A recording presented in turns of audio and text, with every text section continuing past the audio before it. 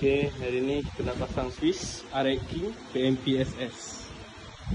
Cara-cara pasang, kita pasang lampu dulu. Lampu ni jangan lupa ikut wire dia. Kadang-kadang setengah wire ada yang terbalik. Macam ni saya dah ubah. Okey, setelah saya pasang yang warna kuning ni, kita sambung wire asal daripada meter. Kita pasang balik. Okay, setelah selesai, yang mana nak gunakan meter pun boleh matikan. Kita ada 3 switch kat sini. Boleh matikan lampu, meter dengan wire dengan lampu depan lah. Kita try pasang dulu. Yang mana pakai nak on off meter, cabut dulu siap-siap wire biru ni. Nah, macam ni saya dah cabut siap-siap.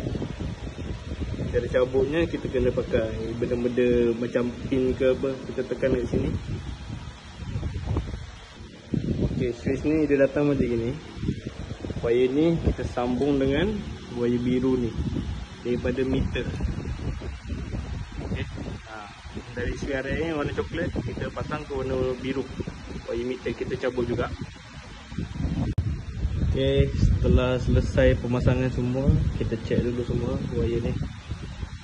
Okey, yang kuning kita ikut yang kuning daripada meter. Yang wire coklat dari Swiss kita ambil wire biru daripada soket meter.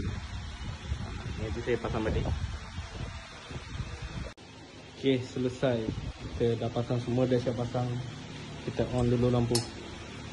Sekarang saya matikan. Kita on dulu satu. Lampu meter saja, lampu depan dah ada. Kita on lagi satu. Ini lampu. Boleh dem. Okay, ini tengah lampu mati. Tapi dem boleh lagi. Okay, yang last sekali titik. Matikan semua sekali. Lampu dengan meter semua tak hidup. Dem pun tak boleh. Okay, itu saja.